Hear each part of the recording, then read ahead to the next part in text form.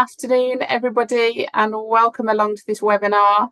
I'm absolutely delighted to say that this afternoon we are congratulating and celebrating and showcasing the wonderful Enterprise Award shortlist for 2024. The School Library Association have this award in place so that we can celebrate those one-off or progressive projects in the school library sector, and to say celebrate them, showcase them. We had some brilliant applications, and we have three of the amazing shortlisted projects here today. So the basic running order is going to be a little introduction from our sponsors, who are Reading Cloud, and then we'll go to Claire Sleeth at Upton Priory. We have Leah and Leah Sands from Swiss Gardens with two of her colleagues too, and then Katerina as well, who's going to share her project from the Cherwell School in Oxford. So without further ado, I'm going to pass over to Stephen at Reading Cloud, because without sponsorship from people like Reading Cloud, then these projects would not be able to be showcased with the Enterprise Award like they are. So I'll just let you say why that's important to you and share a little bit, Stephen. Thank you. Thank you, Helen. And thank you for the invitation as well. It's really important that we can be part of this. So I'm from Reading Cloud, and I have been for a good considerable time, 15 years, and Reading Cloud itself has been around for over 30 years. We have always had a really strong relationship with the School Library Association, and personally from me and certainly from the Reading Cloud, we've been strong advocates of the SLA for a long time. They are pioneers when it comes to library support, reading, the importance of school libraries, and we're only too pleased to support and sponsor any awards like this, and I think that goes back some considerable time. Helen, I'm sure you'd agree. The Enterprise Award, particularly important, recognizing the collective efforts of the school community to do good and change lives through reading is one we're not going to miss, and I appreciate the opportunity again from the SLA and from everybody at Reading Cloud. There's a big thanks for that as well, and I'd like to congratulate everybody on the shortlist as well, and I'm looking forward to hearing more. For those who may or may not know about Reading Cloud, again, we've been around for 30 years. It started as library management in a very simple format. You can go all the way back, for those who are old enough to think of Acorn computers, and that's pretty much where it started out, and it then went into the more visual basic formats, and now it is what it says on the tin. It's reading in the cloud, so it's the Reading Cloud. So and a lot is changing lately, sort of shifting, moving the needle, I guess, from simple library management to reading for pleasure and reading enjoyment, and we've got a lot of exciting things on the horizon to help facilitate that. So it's something well worth looking into, something I'm extremely passionate about alongside the SLA, and I'm sure everybody on this call. And I think the bottom line is we want to try and find ways and use innovative tools to get children reading more, but enjoying reading as well, because that's when the differences come through. So that's a little bit about Reading Cloud. Do have a look at what we've got to offer. There's lots coming down the track as well that's really exciting to shift that needle. So that's all I'll say about Reading Cloud, and just wish everybody the best of luck and congratulations. Really looking forward to seeing more. Thank you so much, Stephen. Really appreciate that. Thank you. As I say, without the support and the sponsorship of companies like Reading Cloud, it wouldn't be able to be an award. So really appreciate it. Thank you. So, as I say, we have three schools sharing their projects this afternoon. And first up, I'm going to go to Claire Sleeth, who is Deputy Head Teacher at Upton Priory School in Cheshire. We have got an amazing video that Claire has done.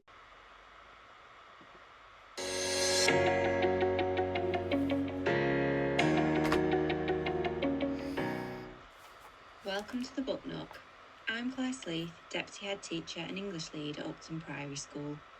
When I joined the school in 2022, the school had no library, and the bookshelves in the classroom were dated, untidy, unloved, unreflective of our diverse school community, and the children did not have the skills they needed to choose a book they would enjoy.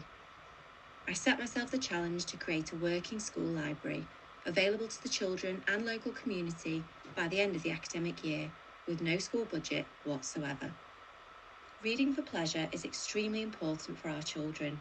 It has strong correlations with children's future success and has benefits to their mental health and well-being. This project was more than just a few bookshelves.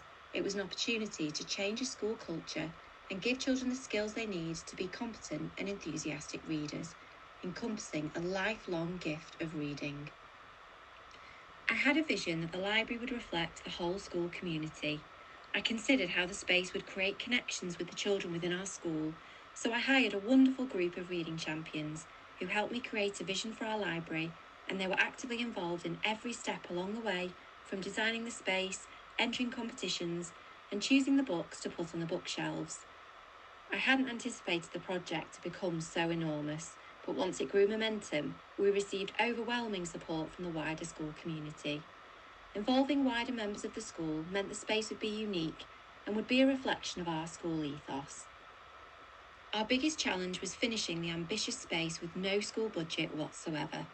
With a lot of help from our school reading champions, we won over 8 competitions online, received grant money from the Foyles Foundation, and gained overwhelming support from the local community and donations. The kindness of our families and the dedication of our incredible PTFA shone through. From book donations, fundraising, kindness, the small details of the project all came together with their support. We even had a local scaffolding business donate a scaffolding pole, which allowed us to make the wonderful library reading tree from old and outdated books, rather than sending them to landfill. Overall, we raised over £20,000 to make our library the special, magical space it is. It feels like there's an army of people with my passion for school libraries and giving children access to high-quality books. In our library, there are lots of books that I don't have at home and I've been waiting to read. Like, they're so exciting. We wanted our children to have access to books that aligned with their reading interests. We worked with local businesses such as Simply Books in Bramall and the Education Library Service, who ensured we had a huge range of book genres and characters which reflected our school's diversity. We organised the books into genres so the children can easily select books they know they will enjoy, or try a new genre they haven't read before.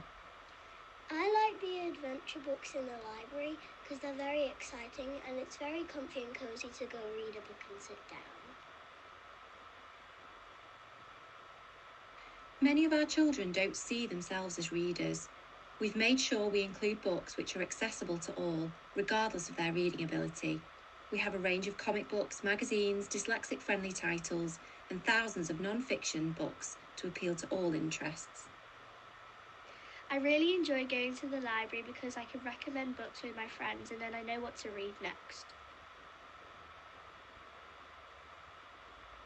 Before we opened the library, I wanted children to have self-awareness of themselves as readers. They needed to have the skills to choose a text they were confident they will enjoy. Our weekly assemblies have a weekly genre focus, where staff share extracts from books and discuss the intended emotions you can gain from reading. If you want to feel scared, you would read horror. If you want to laugh, you would choose comedy. We also wanted children to share their positive reading experiences with each other. We introduced reading journals, where children would make recommendations to their peers about the great books that they have read. I like this library because I love the genres and the stickers are really helpful to find which book you read. Children have dedicated time each week to carefully browse and select the right book for them. The space is cosy and inviting, with lots of nooks and crannies to sit down and get lost in a story. I enjoy how the new library has lots of funny books and lots of different genres. It is organised so I can find certain books I want to read. It's essential that children see themselves as readers or someone who has the potential to be a reader. To help all of our children connect with books, we continue to engage in reading initiatives around school. Our displays have been created through collaboration and themed days. We've had local authors and illustrators provide workshops which have enabled every child to contribute to the library artwork. The standout area is our bespoke mural, which was co-designed by a local artist with our children. We wanted the children's voice to be reflected, so the artwork contains their favourite book characters. I like how when I walk in it is really colourful, and I also like the book tree. It makes me want to sit down and read a book there. The heart of the Book Nook is to provide social spaces so children can talk about books and deepen their understanding of texts. Children engage in book talk regularly, which is modelled by our enthusiastic staff. We've also introduced a nook in our library called Book Club. Here we recycled our multiple copies of books so groups of friends can read the same titles and engage in conversations about what they've enjoyed reading. I like the school library because it can cheer everyone up and you can pick your favourite book as there are different genres. We want children to have a positive reading experience. We teach the children Daniel Pinnack's Rights of the Reader, so they feel they have permission to stop reading a book they don't enjoy. They can skip a few pages if they're bored, or even read the same book more than once. We love the library because there are beanbags and comfy chairs to sit on while we read some fabulous books. The impact of our library project over the last 12 months has been overwhelming. We've created a reciprocal reading community throughout school. Children, teachers and parents will celebrate books and actively make recommendations to each other. Our wider curriculum is enhanced, building on children's interests and subject knowledge. Children are engaged in more independent reading. Reading outcomes have improved and staff and children's knowledge of books has massively improved. Finally, and most importantly, we've instilled a lifelong love of reading amongst many of our children and created a truly magical and special place.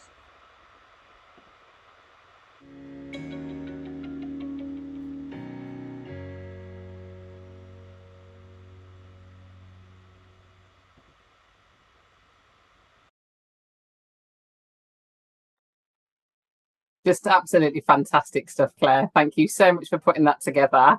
And what a brilliant way to share your project. If there's anything else you want to add, tell us about, then now's your opportunity. I've got some questions, but I don't want to, steal your thunder. So is there anything initially that you want to add to that presentation? No, I think there was just so much went into the thought behind the project, and I wanted it, rather than just to be books on the shelves, I wanted to really instill in the children those skills to be able to choose a book that they would enjoy and make sure that they have that love of reading instilled in them. So that's why I made the video, because I just wanted every step of the project to be really clear and encompass all the hard work that everybody else has put into it. So I'm more than happy to answer any questions that you or anyone may have. If people do have anything in the chat, then feel free to pop that in there. But, my initial thought was about getting that community sense of involvement, not just the students, but the staff and the parents and, the guy with the scaffolding. So, was that easy to do, or, was that a sort of a barrier that you had to overcome, or just talk to me a little bit about that community involvement? In terms of ease, I think it's something that I'm so passionate about. I was banging that drum around school from the day that I've started. I think the first conversation I had with my boss was, why is there no school library? And she just turned to me and said, well, that's your job, Claire. And then from that moment on, I just went on, got everyone involved as much as I could. And I think the real key to it was the reading champions. So when I recruited that group of children who I knew would drive it and were really passionate about it, they were the ones that helped win the competitions, because it was their voice, it was their ideas, it all came from them. And then they'd speak to others in their class, they'd speak to their parents, and it snowballed quite easily. But I think that's because we all cared so much, and there are so many children in our school who've never set foot in a library, and they've now have this space. Our reading engagement with children who never read before has now doubled, and we're tracking that, and it's just grown and grown and grown, and it's come from the enthusiasm of everybody in the school community. And it has been hard work, but it's been an absolute joy every step of the way. Just brilliant. And that's the thing that I thought, in terms of having no budget allocated for it, at all, and it's purely on that enthusiasm that has generated that. So yeah, massive well done, just brilliant. Go for it. That's okay. So that was brilliant, absolutely brilliant. As a librarian, I'm absolutely in love with your project. And I was wondering, could you tell us more about how adults and members of staff in the school recommend books? Have you created a moment in which children can hear book recommendations from members of staff? Could you tell us more about that? Yeah, so we do have scheduled time each week where each class with the class teacher will go into the library and they will make recommendations. But I think one of the initial barriers we had is not all of our staff are readers, or they're readers, but they don't read children's books. So we put in time in each one assembly each week where we focus on a specific genre, which I mentioned in the video. So staff are then having to read sections of those genres and they're starting to get to know them and make recommendations.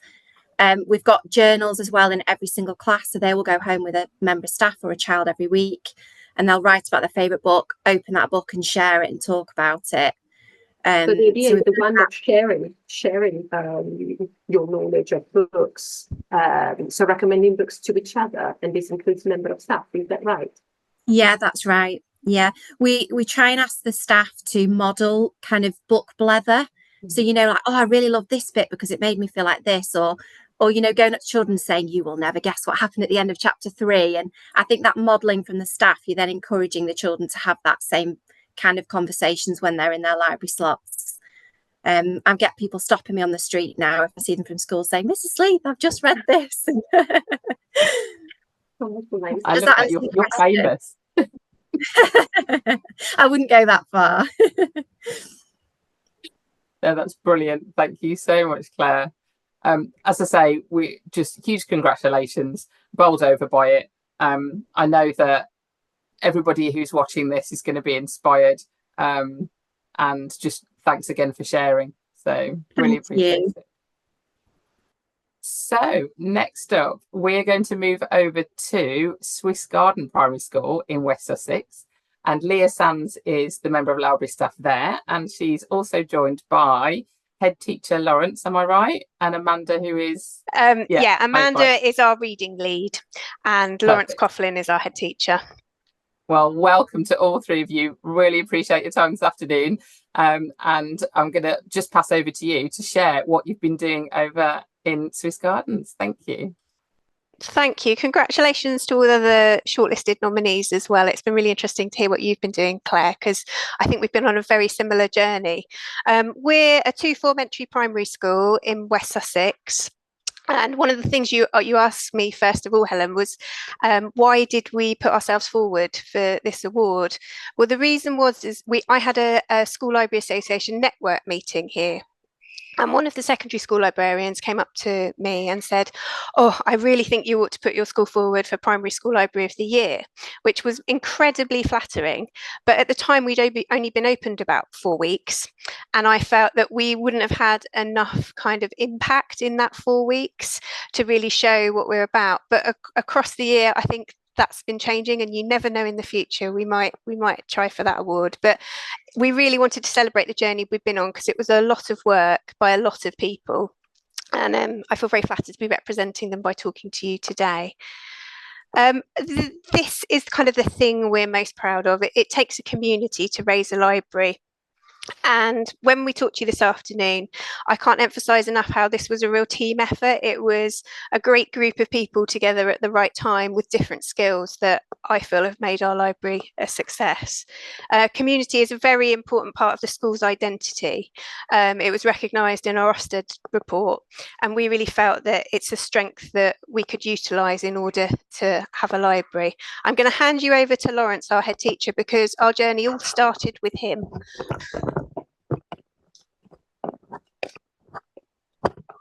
Oh. Sorry. Try again. Can you hear me okay? Okay. Thank you, Leah. It's very flattering to say it all started with me. I had a germ of a kind of plan. What we had done as a school is lots of development around reading, but I knew we needed to do something around the library. I mean, that is primarily because as both a teacher and as a head teacher, I know engendering that love of reading has been absolutely key to what I've tried to do. But our library was a bit tired and it was a bit underused. And I'm sure Amanda and Leah are going to talk you through the process of how we've got to this amazing space.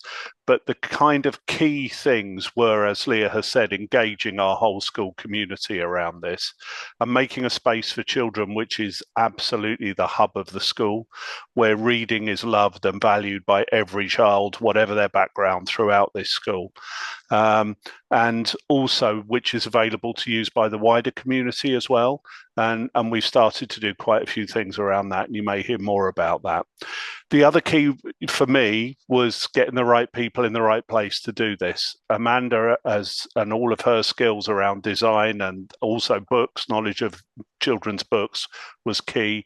And having Leah as a parent already at the school, but then being able to employ her here as librarian, and having access as well to the National Libraries Project, going on an event there was so inspirational for me to really help to roll this out. So we've gone from a kind of a tired space which was not as used as it should have been to a space which is absolutely at the centre of Swiss Gardens Primary School, and we're extremely proud to have it.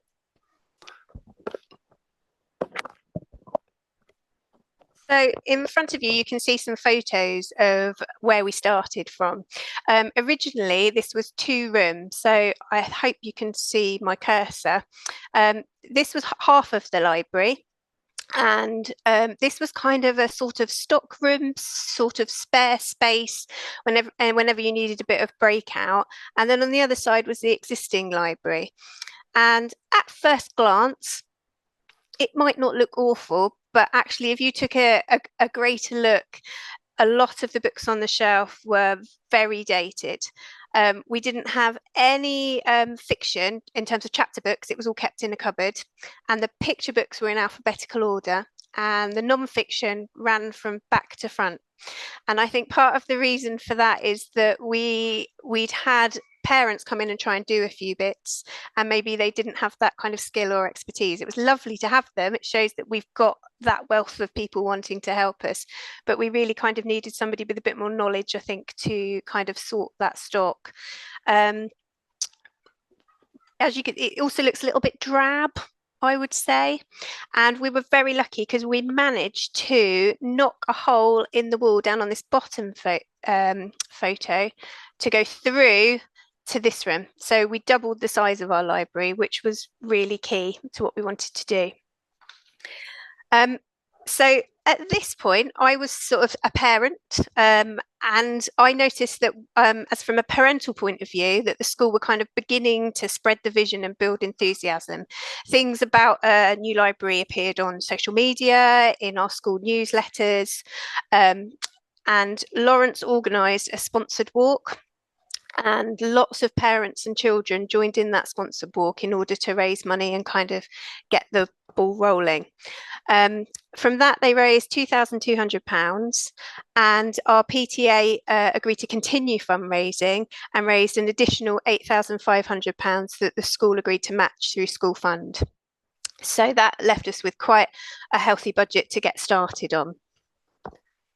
We were very lucky because a member of our wider school community also heard about what we were trying to do, and he has a background in interior design and volunteered to come and draw some plans up for us, which again really helped to then share these on social media and in the newsletter to really build that interest and momentum in what we were doing.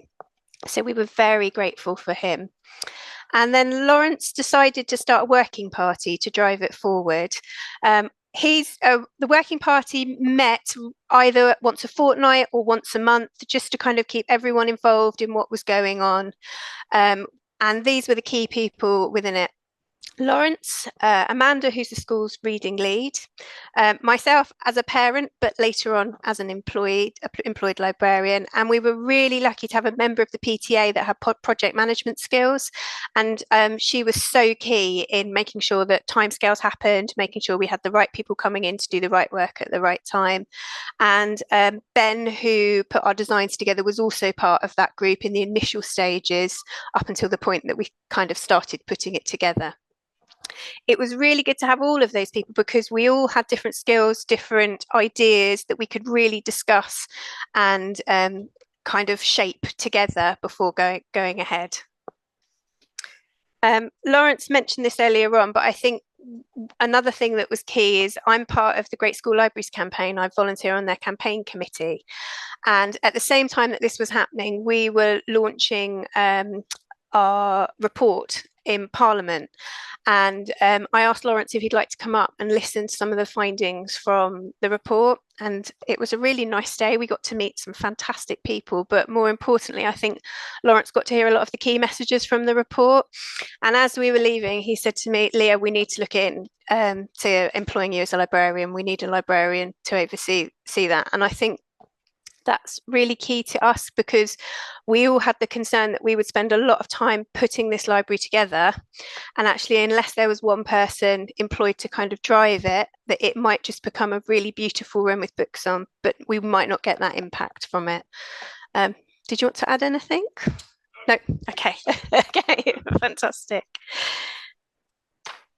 So some of our parents that got involved. Rosie is here. She is an artist, and the PTA basically put out a call for parents. Do you have a skill that you could share? How can you help us? And she volunteered to come and do a mural for us. She put 4 designs together that were abstract, but very much based on our kind of community. So there's kind of a sea/downs-like theme to the mural that she painted. We also have Barry, who is a dad, who was a carpenter, and he made this bespoke unit for us, which was fantastic, volunteered his time to do that. What was really nice as well, because all of these parents were here on site, they could pop in and have chats with me, and little tweaks were made to things in terms of the usage of the library. So things like in the original design, we didn't have these cupboards at the bottom over here, but actually anyone that's works in the library will know it's really good to have secret storage. So we could tweak the designs to kind of meet the needs as well. And we also had a group of parents who were a kind of bookweed team, and they were fantastic for helping me to gather all of the stock, to make sure it had all been withdrawn. They were also brilliant when we got to the point of putting new stock in and helping me scan it all to get it on the system, labeling it. They were just so brilliant. And they helped to organise a secondhand book sale to raise additional funds for new books as well. Our whole parent community were amazing. We used a book site called Books for Bugs, who used to be the £2.50 bookshop, and I think they might be £2.99 now. And I put a wish list together. It was a difficult decision because normally I would prefer to use an independent bookseller. However, we really were at the point that we needed as many books as possible to stock our library. So I did use an independent bookseller later on in the journey that I'll tell you about in a minute. But at this point, we really were looking at quantity of books and filling our shelves. And I put together a very optimistic book list for about £700. The parents bought the whole wish list and then gave us an extra £250 on top of it for books. So it was really overwhelming to come in on the day that was delivered and see all of those books that the community had bought for us. I'm going to hand over to Amanda because as well as Amanda being a fantastic reading lead to work with, she also has a skill that I don't have, and that's for design. So I'm going to pass over to her. Right. Well, the design was obviously a collaboration of several people. I was passionate about having a mural, and we had some barriers to that in the fact that it's a very, very high room, and the should have been the artist would have to have this height training, working at height, which was going to be impossible, but we were still really passionate about getting the mural. So in the end, it was a collaboration between her doing the design when it got too high for her to paint, and then our wonderful premises officers coming in, and the passion of everyone, yeah, we're going to get this done, was just wonderful. Same sense in terms of the clouds, which you can probably see above us now. Ben did these wonderful designs, and then it was up to us to try and source the material, which proved quite hard, but I wasn't going to give up. And in the end, we actually managed to source the right sort of foam board that would work with the lights, and we managed to do it. Obviously, everything was on a budget. So you can see this is my lounge at home. We had the very square notice boards, and we wanted to zhuzh them up a bit. So I had my jigsaw out, cutting them into quote shapes, and then covering them in stretchy fabric. Because the environment, it was absolutely key to what we wanted to the end product. We got children involved with doing quotes. So we've got quotes, and one of them which did inspire me was, "There's nothing better than sitting in a quiet place and getting pulled into the magical world of a book." And it was to have that space for children, that we've got one area which is quite dark and nurturing, and then the other area where we're sitting in, you can see reflected in the back here, which is the library, which is bright and just a really beautiful space to be in. So it's a mixture of two environments, really. Yeah, we've got I think you can probably see up there, it's the small details as well, like the Harry Potter platform 9 3/4. They were sort of like little knobs that we put on the cupboard doors and things like that. I think that's all I've got to say, really. Yeah, thank you, Leah. I'll hand it back to you. I think what was great as well in terms of Amanda there, I could say to her, we need X amount of chairs, and Amanda would be able to pick the most beautiful chairs in our colour scheme and budget and work out what could go together. So it was so great to be able to have her experience there. What was really, really crucial for me was that I was appointed in Easter, but the library didn't open until September. I work in the school for an hour a week, 6 hours a week, a day a week. And that gave me real time to really start thinking about the future of the library, which I found quite hard at the time, because everyone else was thinking about the here and now and where should this plug socket go, but I was really having to think kind of 4 months ahead. So it gave me time to work with Amanda to grow the vision in terms of how the library would be used, to put together a scheme of work for all of the children, so they had reading for pleasure lessons along with information skills lessons and learning how to use the library. It gave me a chance to really think about the stock that we wanted to involve the children in thinking about this. And one of the things that we did was we wanted to choose a range of books to go outside the library on these book spines that are on the left. And Amanda and I worked together with some of the children to pick some of our favourite books. We wanted every child to be able to see themselves reflected in that range of books, so that they would feel that the library was a place for them. And then here's some photos of some other brilliant people. This is Amanda's husband, who did a lot of hard work for us, and our brilliant premises team were they're just amazing. You just say, "Can you do this?" And they'd say yes, and you'd come in the next day and it would be done. It was fantastic. I can't emphasize how much they were brilliant at hanging, lifting, fixing, putting blinds up. They were brilliant. So this is a before, and here are some after pictures of what our library looks like now.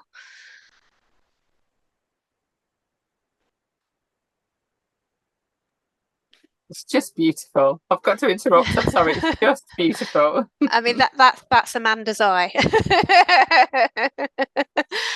We really wanted to celebrate what we were doing. So we had an opening ceremony. We were really lucky that Julia Donaldson agreed to come round to open up our library for us. Lawrence gave a fantastic speech thanking everybody. Everyone that had been involved was invited. We had a grandparent who made book-themed snacks for us to eat, which the children loved. Our pupil librarians that had been appointed, they were fantastic, reading poems and sharing thoughts of our new library. And And yeah, it was just a brilliant celebration. We appeared in local press as well, which was great. And I mean, this is as alongside the working party, these were all the key players. People that I haven't maybe spoken about, our IT technician came and grabbed all of our CDs and put them on the system so the children can listen to them. Staff and their families were constantly popping in. We had the SLS, our school's library service, were fantastic in terms of sorting stock with us, coming in, auditing the books. The SLA advice line, I think I chatted with you at some point, Helen, as well, about to get some advice along with Dawn. And chapter 34, which was our newly opened independent bookshop, were brilliant because they asked me to work with our pupil librarians to put a list of books together, and they asked members of the wider community to do a pay it forward scheme and donated us a lot of books bought for us by the wider community. Again, along with our PTA, who were brilliant at contacting companies like Brewers, who provided the paint. It was a real team effort. Challenges were time. Even here 1 day a week, it was still a real challenge, especially because my biggest challenge was these shelves up here on the right. We decided to reuse these shelves rather than buy new ones, and somebody had stuck this masking tape all over them. Don't quite know why, but they had. This is the only time I think I lost it completely trying to get this masking tape off these shelves. It took me about an hour for each one, but the staff were great.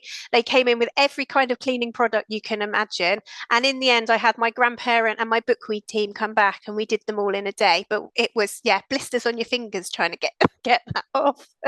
And I think we've spoken about the other challenges. I mean, our PTA project manager sadly had to move away right near the end of the project. So for the last 4 weeks, we had to really pull together to get it done. But we managed to overcome all of the challenges that we had. And this is the impact so far. Our school's library service subscription is definitely being used to better effect. We're making sure that all the staff have access to the project loans. They're coming in every term to help us refresh our books. We've got brilliant pupil librarians who are fantastic at coming in and tidying the library, helping to issue books, getting involved in decision making. The teachers here have been amazing. We've managed to hit 3,764 loans on Monday, which is fantastic, and that's really due to the teachers coming in on the days that I'm not here and using it. I've also been training them up. I've had a termly staff meeting with them, really looking at reading for pleasure and how you can embed that within your classrooms and in library times. We've had local preschools. They come in every week to use the library. We've had 4 of our local preschools come in, and we've had author visits. We've now got Vashti Hardy as our patron of reading. She came in last week and ran a competition on designing a book cover and did a tea party for the winners, which was fantastic. And we open after school to our families on a rota, which has been so important, I think, for those parents, because it's opportunities to talk to them about how they can support their children. And it's just such a really nice vibe when they're in using it. We have a grandparent that has come and done rhyme time sessions with reception and year 1 children. And last week we also had our secondary school librarians. Our children feed into about 4 secondary schools, and we had an event for our year 6 children, because I really wanted them to know that when they get to secondary school, their library is a safe space, particularly in those first few weeks at secondary. And also, libraries are a great place for doing homework, and there's somebody there that will help you when you get to secondary school. So we had an after school session where we set the year 6s a piece of homework that they could do. So yes, we've been busy in the year that we've had. just a little bit busy.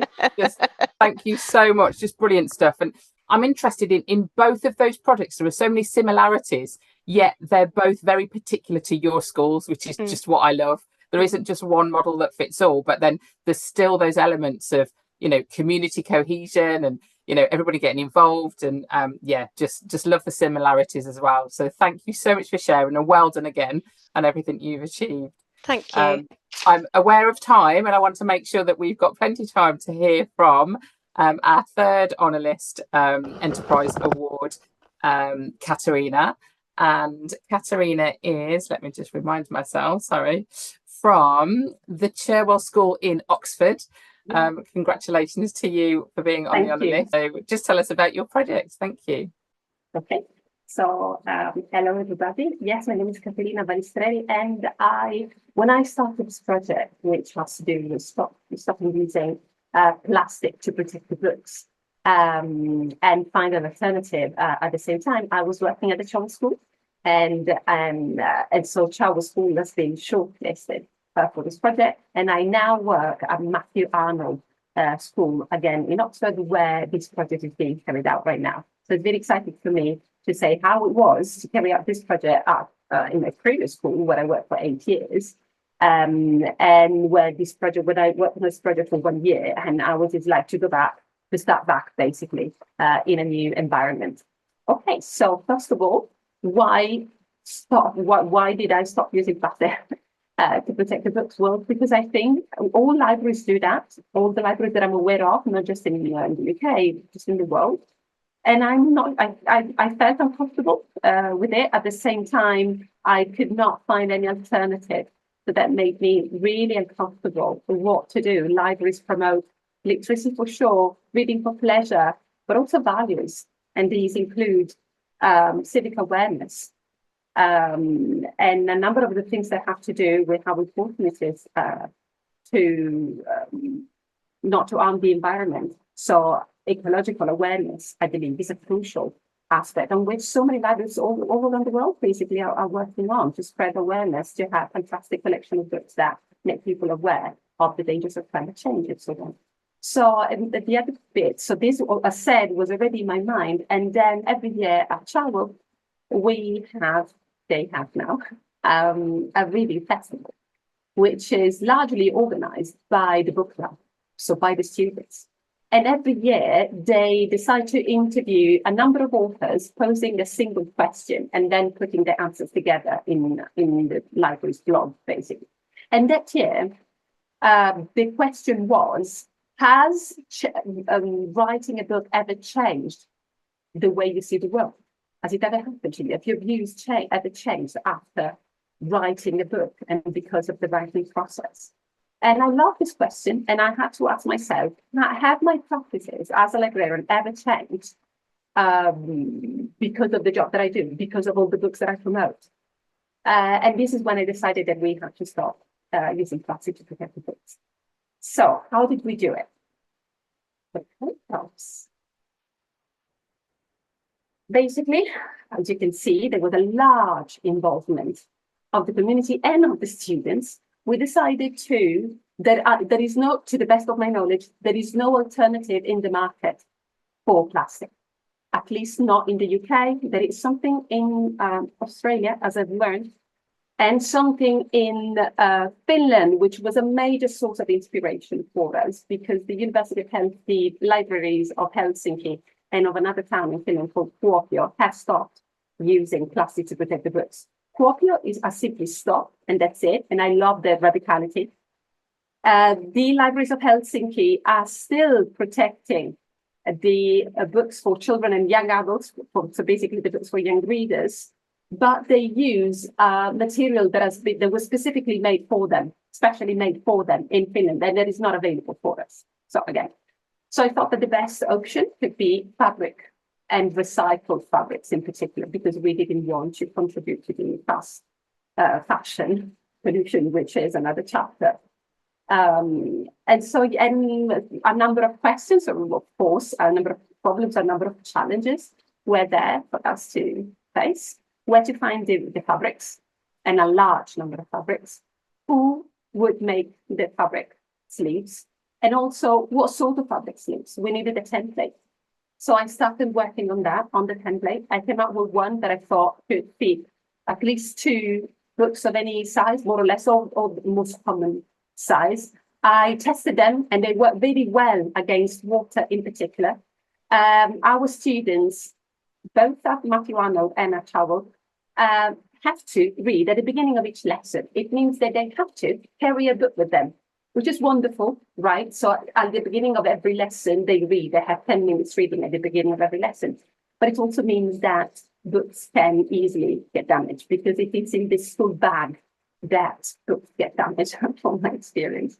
So yes, we tested them. A number of students in my book club in particular received the very, very early rudimental fabric book sleeves, and they said, "Miss, this works, fantastic." And what I noticed was also that they were very enthusiastic about it. They loved the fact that they could make it their own, and some of them learned how to make them and use their own fabrics. So I realized that the potential of this project went way beyond the ecological aspect that I had in mind at the beginning, and that these could actually be part of our strategy for the promotion of reading for pleasure. So we started the second step. I had the template now, I had a good one when they started. I knew that they were effective, so I had to find the fabrics. And at that point, I started addressing a number of local businesses, and they were very happy to get rid of old and beautiful fabrics, little pieces here and there that are perfect actually for our project, and that they had in a small room in this small. They had it for ages, so they were very happy to give it up, to give it for our project. 2 local businesses, now a third one from London, and we've just received really high amount of absolutely gorgeous fabrics from them. Who make it? So I started, but I can't. The Travel School is one of the largest, if not the largest, secondary school in Oxfordshire, with over 3,000 students. So what to do? I too simply sent a call, and I said, calling all tutors, all parents, and members of staff. And I have to see a second.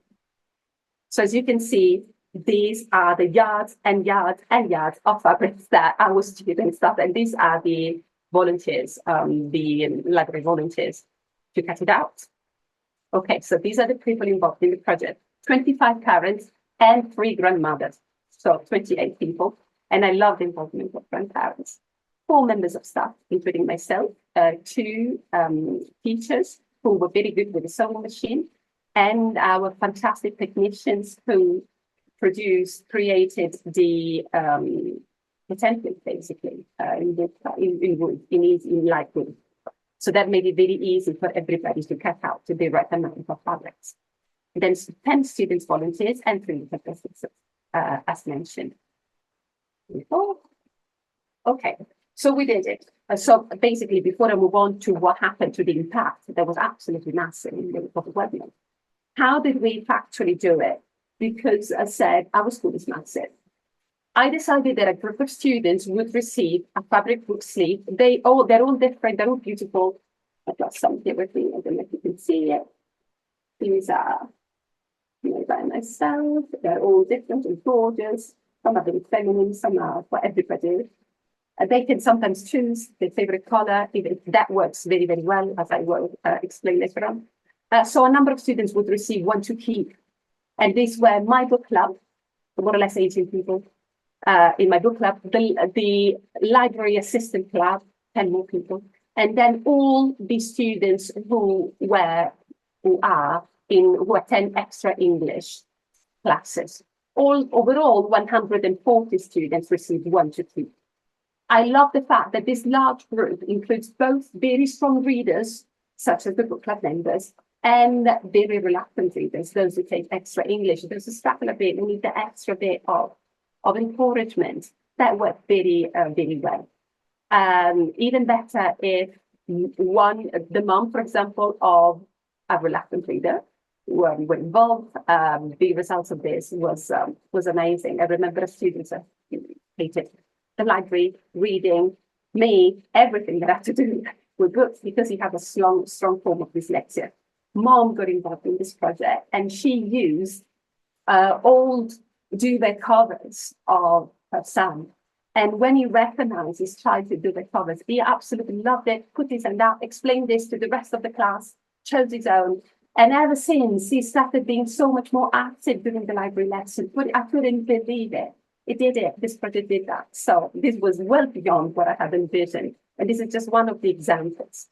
Okay, so the impact. And then the rest of the students would borrow, and they still do, they borrow a fabric book sleeve with the books from the library, and then they return them. That worked very well. And also, it's basically, it's the books that still, that are new and therefore don't have a plastic cover, because we left them there where they were, okay, with the idea of progressively replacing, progressively stop basically covering all the library books, over 2,000 books, I mean, with plastic. So we left the fabric, the plastic cover where it was, and the new books are not being protected this way, with the idea that soon the whole collection, all of the collections in the library will be protected this way. So that worked very well. So overall, we have more or less almost 300 fabric book sleeves made, and only 3 went lost. 3 only. I couldn't believe it, but it's true. They don't lose it. They take care of it. Also, the fabric book sleeves can be mended, which is wonderful. Can be mended, can be washed in the washing machine. So that takes away lots of anxiety. Whenever I think of fabric book sleeve to a student, and I know who that person is, I always say, don't worry if you lose it. Don't worry if you break it, because I will mend it. If it gets all dirty for any reason, no worries, I will wash it very easily. That relaxes immediately my students. So again, this is another way in which unexpectedly the fabric book sleeve became part of our strategy for promoting reading and for dealing with reluctant readers. So let's go in depth about the impact of this project. This is a student who made her own fabric book sleeve. Okay, mind environment, of course, this was our initial aim, and that was fully met. If you think about it, the way in which the project was carried out per se conveys a very powerful message. A large group of adults, including your mom, including your grandmother, including your librarian, decided to work around this project because it is so important. Devoting hours, skills, creativity, because it is so important. That's what we're doing it. And we're receiving this for free. The most common question is that for free? How much does it cost? That's the most common question. No, it's for free, and we're doing it because it's so important. So our actions already per se convey this message, the ecological, environmental message quite strongly. Reading is beautiful. Yes, the fabric book sleeves have enhanced the profile of reading across the school, across the whole school. I've got lots of students who do their best to borrow a new book so that they can have a fabric book sleeve when they don't have one to keep. They love them, as said, and they borrow more books, which is absolutely wonderful. And the third point is summarized by the concept. I've made this for you. So I was always saying this project has played a key role in the reshaping of our strategy for promoting reading for pleasure. Because what is being emphasized here is the concept of you as an individual. I know that you love purple. That's why I made it for you. Or creativity, individuality. Messi, do you make it? Yes, I do. I can make things with my home. You can do it too. This idea became very powerful for our promotion of reading, for the promotion of the library itself, for the book as an object. And there can be so many barriers dividing a reader or a potential reader from the book as an object. The fabric book sleeve encourages individual creative relationship with the book as an object. There should not be fear. There is something that is yours, that is safe. Don't worry, you will not ruin it. You will not damage it. Finally, community involvement and well-being. So families were so happy, as I can see in the other projects as well, so happy to get involved. And in the case in particular of elderly grandparents or some parents or parents who could suffer a bit from some form of social exclusion, this project helps so much. They really strengthened their sense of belonging towards the community. So this project ticked all of this.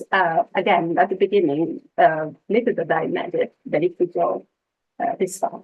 I know of students who are now using the fabric book sleeve to say goodbye everybody during the assembly. I've just been told, which is wonderful. So yes, and really there are no limits to students' creativity. So just made these, or to the link between one book sleeve and that individual student.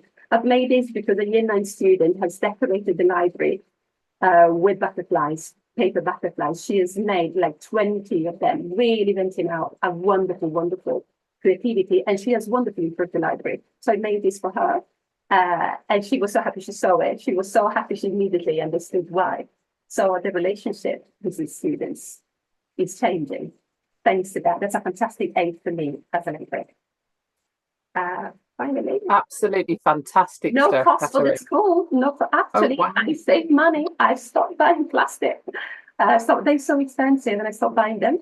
And once the early stages of the projects are there, once you have the fabrics and you know who will give them to you, they're very happy to give them again once they have some spare ones, remnants basically, or families. They're really happy to give out things that all cushion covers and stuff that they don't need anymore. So once you have that, then you have the little bit of parents.